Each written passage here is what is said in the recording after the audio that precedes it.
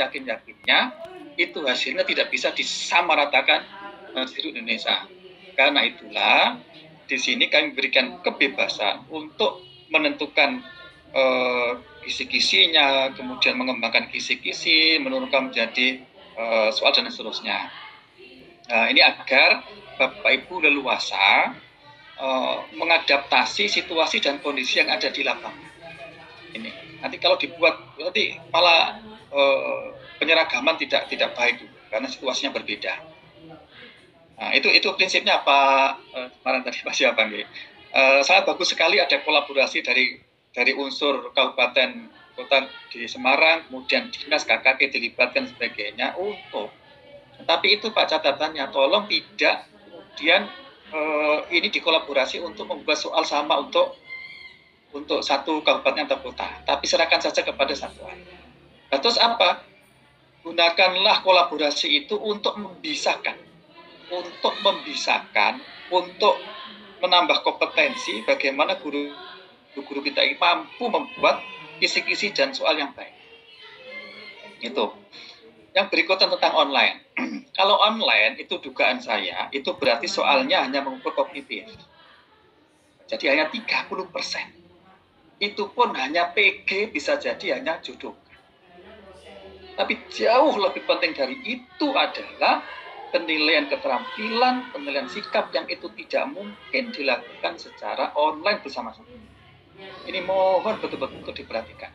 Jadi kita coba merubah paradigma ini bahwa kita membelajarkan pelajaran PAI kepada siswa kita itu bukan berhenti pada pemahaman agama, tapi menjadikan anak-anak kita beragama. Menjadikan beragama artinya cara berpikir, bersikap, dan berperilaku sehari-harinya itu mencerminkan nilai agama Islam. Ia menjalankan kewajiban agamanya serta berperilaku sesuai dengan norma dan akhlak agamanya. Dua ini. Setiap hari sholat, setiap hari wudu, setiap hari yang melakukan doa-doa itu yang jauh lebih penting. Nah, untuk bisa melakukan itu dalam kehidupan sehari-hari, dia harus terampil melakukannya. Rukuknya bener enggak? Cara takbirnya bener enggak? Cara wudunya bener enggak? Bisa merata semua. Dan cara membasuh siku, cara membasuh bagian kepala bagaimana? Itu kita pastikan. Dan itu hanya bisa diuji dengan praktek keterampilan. Anak yang tahu tentang syarat rukun wudu belum tentu bisa berwudu. Saya ulangi. Anak yang tahu tentang syarat rukun wudu belum tentu bisa berwudu. Kita lebih mengutamakan anak kita bisa berwudu dari sekedar tahu cara wudu. Itu saya kira mohon Bapak Ibu nanti ini sangat penting sekali, sangat pokok. Kemudian Bapak Ibu bisa menurunkan pernyataan ini menjadi langkah-langkah strategis. Misalnya ketika membuat ujian penilaian, ya jangan fokus hanya pada soal-soal, tapi harus menggunakan praktek, kemudian observasi dan sebagainya dalam kehidupan sehari-hari. Itu lebih penting dan lebih menjamin perubahan perilaku anak-anak kita. Kita ingin melakukan perubahan pada perilaku anak kita. Lulusan anak-anak kita dari SD, SMP, SMA itu harus mencerminkan sikap beragama yang taat beragama, moderat. Itu jauh lebih penting. Nah, itu Pak ya dari Semarang Pak ya. Online oke lah, online oke saja untuk memudahkan, mencepatkan analisis hasil. Tapi itu hanya mengukur 30% dari yang harus. Bila perlu tadi ya, ekstrim saya adalah yang sifatnya pengetahuan itu kita ngambil cukup saja dengan penilaian keterampilan dan sikap.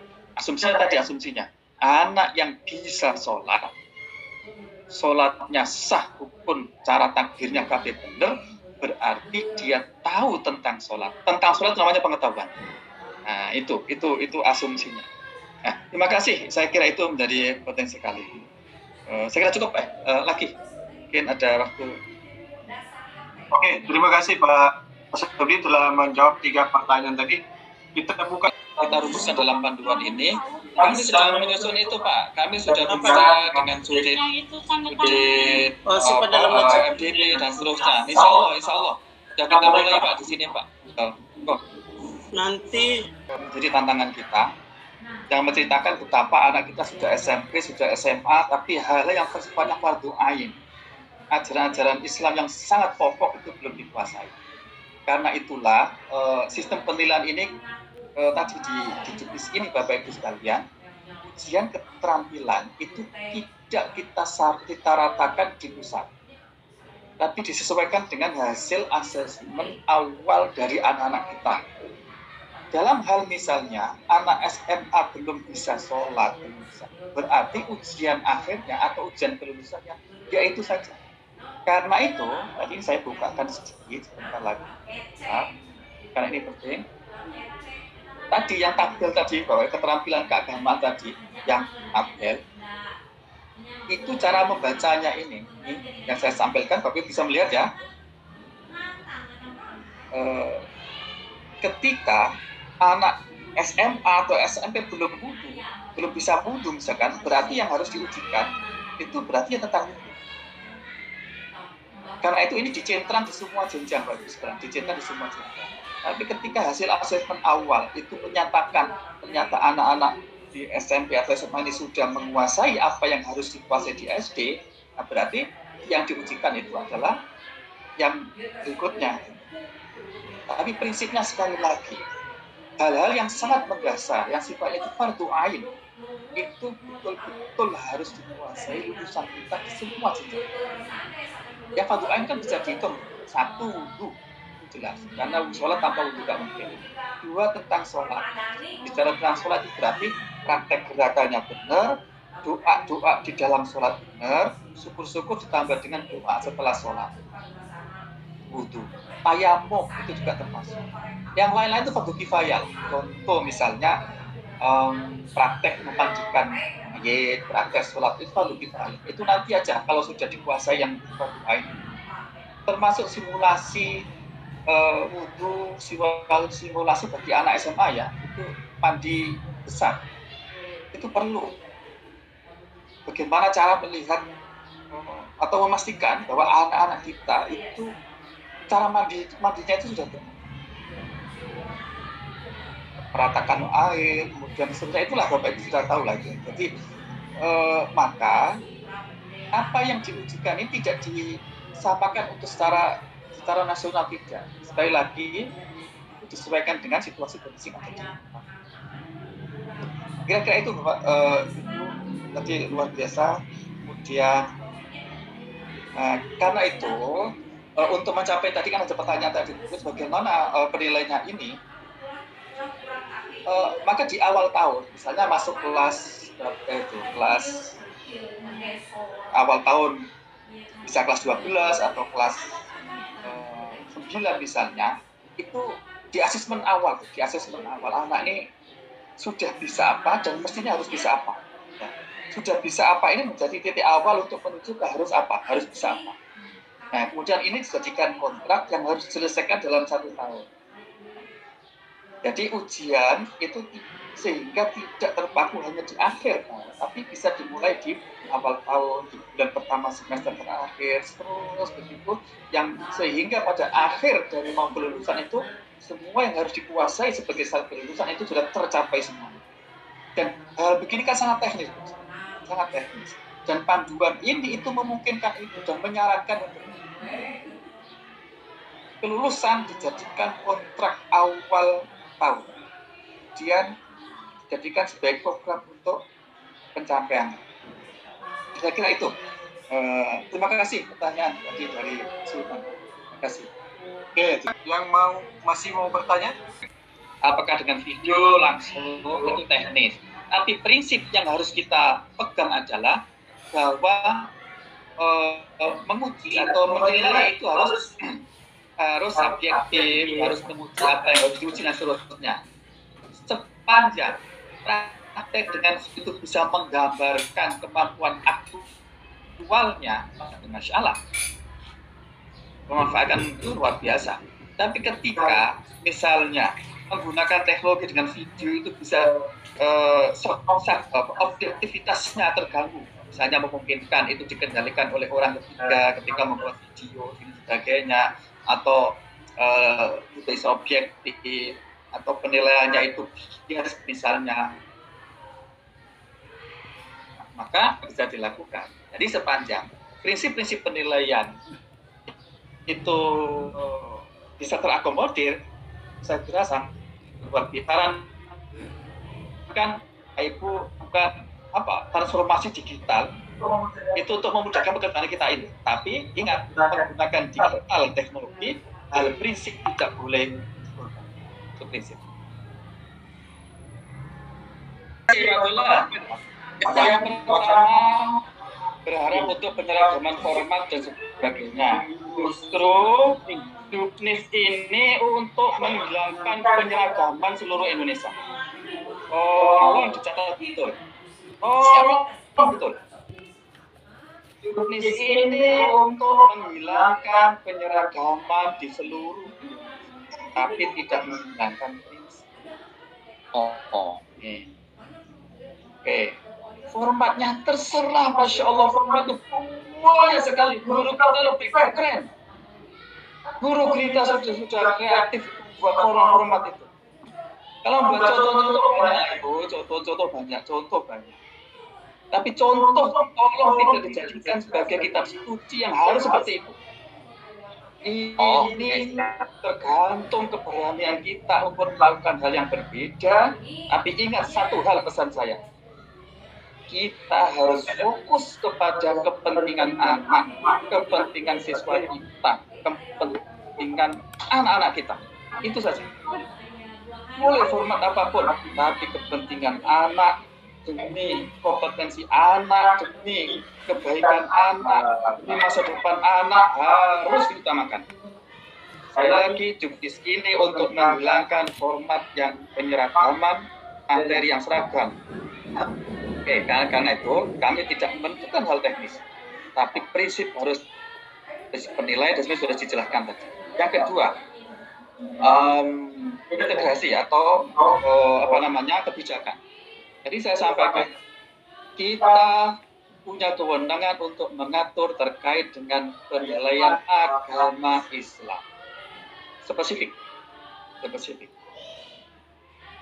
Yang diatur ini adalah sifatnya yang prinsip, teknis diserahkan kepada satuan.